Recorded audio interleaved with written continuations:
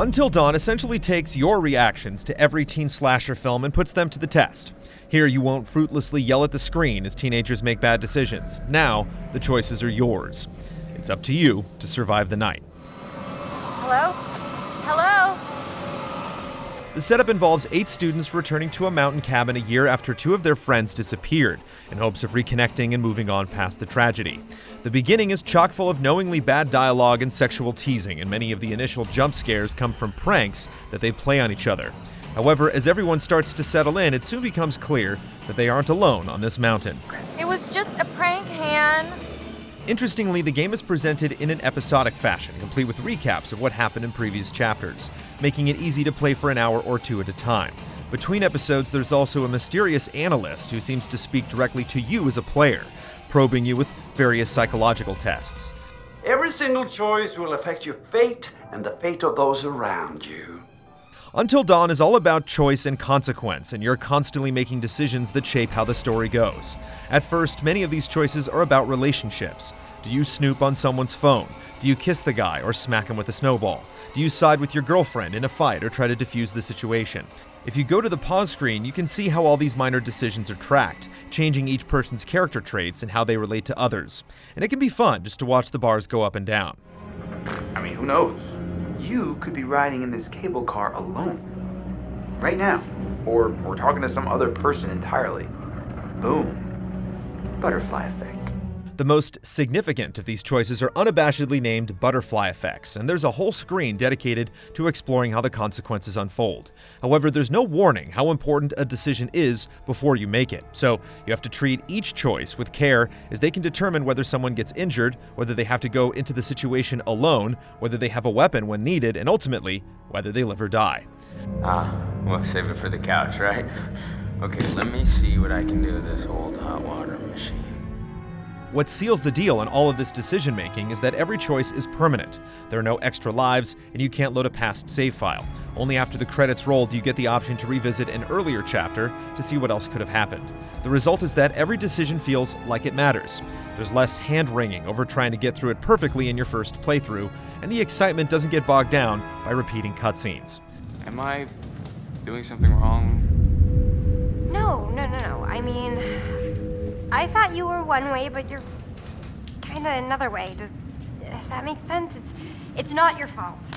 For the same reason, QuickTime events in Until Dawn actually feel exhilarating. Since most QTEs don't give you a second chance, you have to be ready for anything. If something goes wrong, you just have to live with it and move on. Aside from button prompts, some moments test your nerves as you have to hold the controller perfectly still. There are also times when you'll have to quickly aim and shoot, but unfortunately, there's no option to invert the controls. So if that's your preferred way to aim, the extra moment of awkwardness may cause you to miss some shots. God damn it! Perhaps the most interesting QTE mechanic is that sometimes the very best option is to do nothing at all, forcing you to think rather than just react. If it looks like hitting that on-screen prompt will only provoke the situation, then just let the moment pass. Until Dawn is not just dialogue choices and QuickTime events, though, as you do spend a fair amount of time wandering, letting the fears settle in. Even choosing a path can make a difference, as the level design isn't always completely straightforward, and you may trigger events that prevent you from going back. Thoroughly exploring your surroundings will bring you across clues and mementos to better understand what's going on, and there are mysterious totems that can give you a glimpse of a future that may or may not come to pass. Until Dawn also connects you a little closer to its world through tactile physical interactions as you grab items to examine them, try to light a fire, or start a boiler.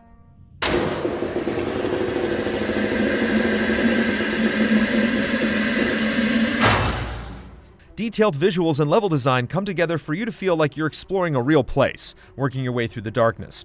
Characters bear a strong likeness to the actors they're based on and exhibit expressive facial animation, although at times it can look a little off. And while it's never severe, visual performance can be rather choppy.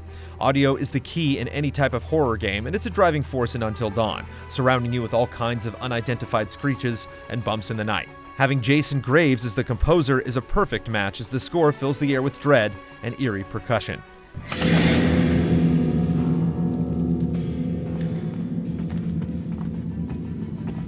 What's most surprising is just how well Until Dawn manages to pull you in.